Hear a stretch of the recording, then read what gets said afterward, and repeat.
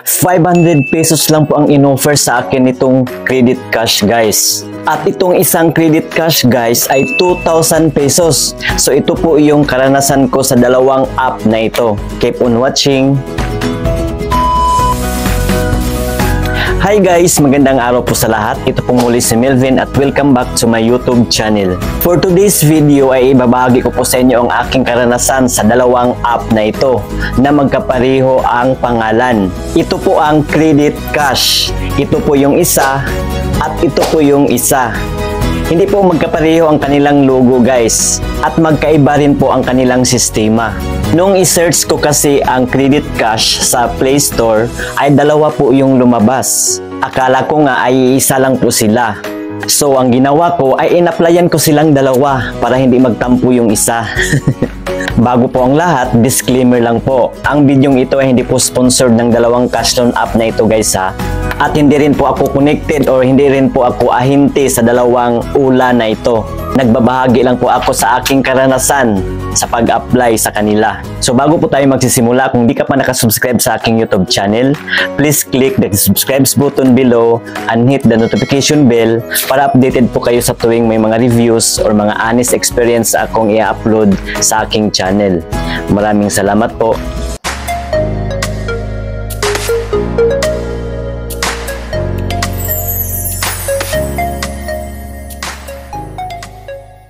So yun po guys, ito po yung pagkakaiba sa dalawang ula na ito. So ang una ko pong in-applyan guys ay itong Credit Cash. Ito po yun guys, so itong logo na may yellow ang kulay.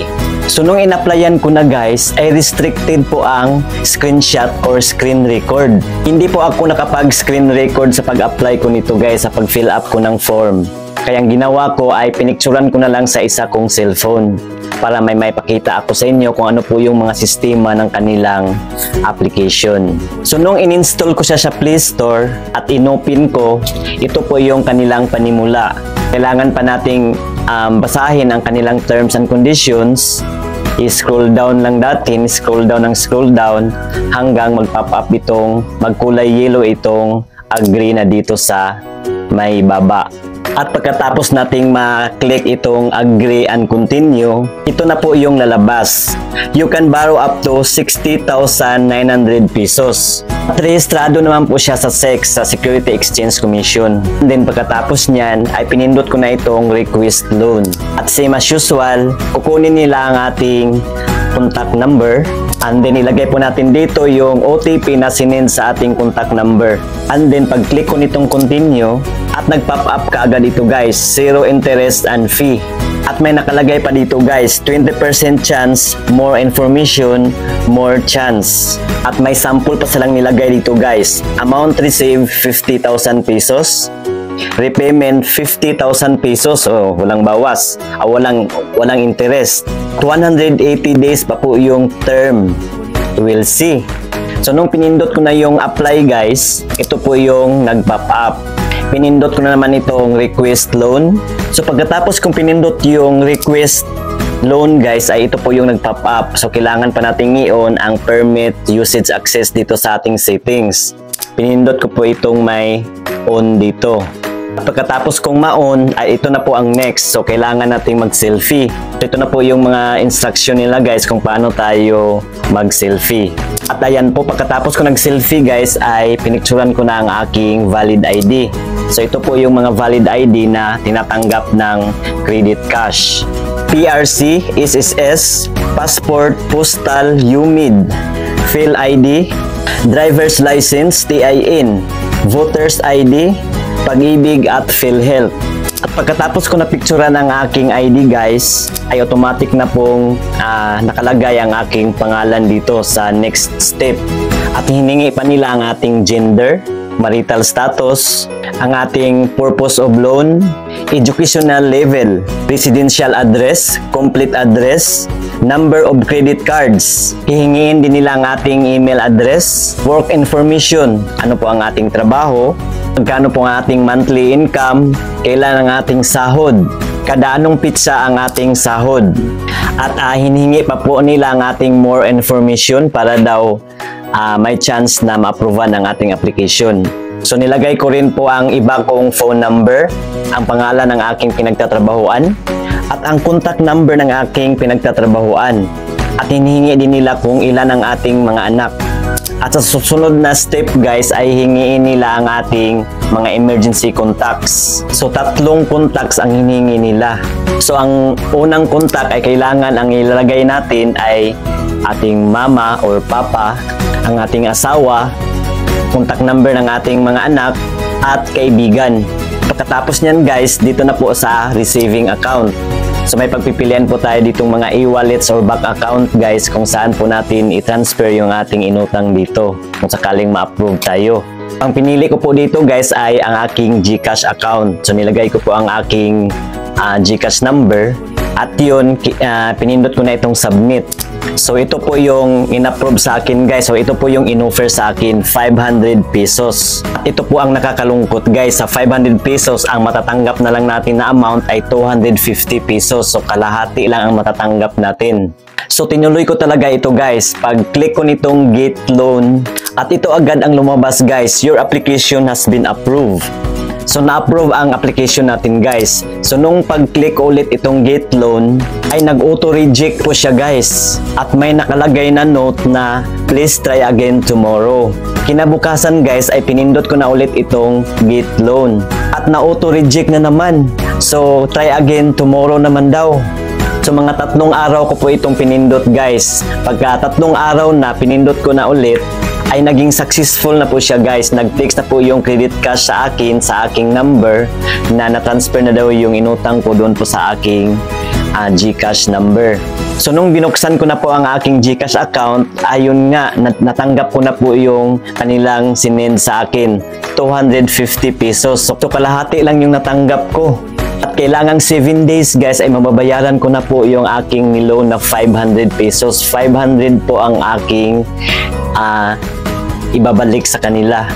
So sinubukan ko lang talaga ito guys, baka sa next kong pag-reloan o sa next kong pag-loan ay lalakihan na nila yung offer sa akin.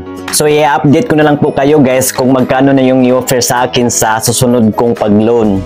So yan po ang karanasan ko sa credit cash na ito guys. So ngayon guys, dito naman tayo sa isang credit cash. Ito po guys, itong green na logo. Nakapag screen record po ako dito guys, kaya ito panoorin nyo na lang. So ayan po guys, dadaan muna tayo sa Play Store dahil baguhan pa lang po tayo sa cash loan app na ito. So ito po yung sinabi ko guys na kapag i-search po natin ang credit cash. So ito pong dalawang ito guys. So ito po yung ni-review ko kanina at ito po yung i-review ko ngayon. So actually guys, magkaiba po sila ng provider. Itong kulay yellow ay retailer po siya ng Microdot Lending Corporation. And din ito namang logo na green ay retailer po siya ng Hyphen Lending Incorporated. So ito na po ang i-review natin ngayon. So pag open ko nito guys, ito po ang kanilang introduction. Basahin muna natin yung kanilang terms and conditions and then i-click natin itong confirm. Once na-click mo natin itong confirm ay ito na po ang next. So ganun pa rin po, hingiin nila ang ating active mobile number. And then pindutin itong get OTP para masindan tayo ng one-time PIN. At pagkatapos kong nalagay dito ang OTP, pag-click ko ng continue, ay ito na po ang next. Gagawa po tayo ng password. At pagkatapos kong gumawa ng password, pag-click ko nitong continue, ay ito na po ang next. Maximum loan 10,000 pesos daw. At ang maximum term ay 120 days. So medyo na-excite na naman ako dito. So nang pinindot ko na itong get money, ay ito na po ang next. So ito po yung mga personal information na hihingiin nila sa atin. First po ang ating basic info like ating educational level, yung ano ang natapos natin. At may mga pagpipilian pa po tayo dyan. Next po ay ang ating marital status. Next po ang ating job type. Next po ay ang ating monthly income. At ang pinili ko dito guys ay itong 20,000. Next po ay ang ating payroll period. So twice a month po ang pinili ko dito. Next po ay ang ating first payday and then second payday. Next po ay hingiin na nila ang ating address tulad ng ating probinsya, kung anong city tayo. And then kailangan pang i-detalye ang ating kumpletong address. Hihingiin din lang ang ating email address at Facebook account. At sa next level guys, ay hingiin nila ang ating reference contact. Emergency contact ang tawag nito sa ibang hula. So 3 reference contact ang hinihingi nila. At may note bang nakalagay dito sa baba guys, add more contact information to raise your loan limit. So pwede pa raw nating dagdagan ng more contacts para may posibilidad daw na taasan ang ating credit limit. At kailangan ang ilagay nating mga contact info dito ay contact sa ating parent, asawa, ating mga kapatid, ating anak, at pwede rin sa ating kaibigan. So 4 po ang reference contact na nilagay ko dito guys para tataasan konti ang ating credit limit. At pagkatapos kong na-fill upan ito na po yung next step, ang ating ID information. So ito na po yung mga valid ID na tinatanggap nila. At may 5 pa silang ID na recommendable. Itong SSS, passport, UMID, driver's license at TIN. So recommendable daw yan guys. Itong others naman, pwedeng PRC, postal, voters ID, pag-ibig, PhilHealth, and national ID. So driver's license lang yung meron ako. So yan ang pinili ko. At ito po yung instruction ng kanilang pagkuha ng ID. Pagkatapos kong pinictura ng aking valid ID, ito na po yung next. Automatic na po nakalagay yung mga detalye na nakasulat sa aking valid ID tulad ng aking pangalan, middle name at apelyido, at ang aking date of birth at ang aking gender. So ang ginawa ko na lang ay pinindot itong next step. Actually guys, dito po ako natagalan. Nakailang pindot na po ako dito guys. Ayaw po talaga mag-next. Halos naabutan ako ng 1 araw sa pagpindot nitong next step guys. I-edit ko na naman itong aking information.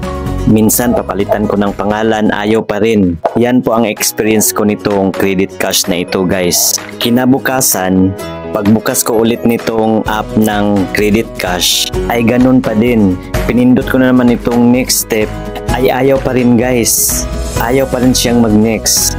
At laging 95% lang po nang nakalagay dito sa taas. So mga after 3 days guys, inopen ko naman ulit itong credit cash, ay ayaw pa rin siyang mag-next guys. So ang ginawa ko, bumalik ako sa home at ayan po din tiningnan ko ang aking account. And then pinindot ko po itong settings at ayan po naka-verified na po yung 3.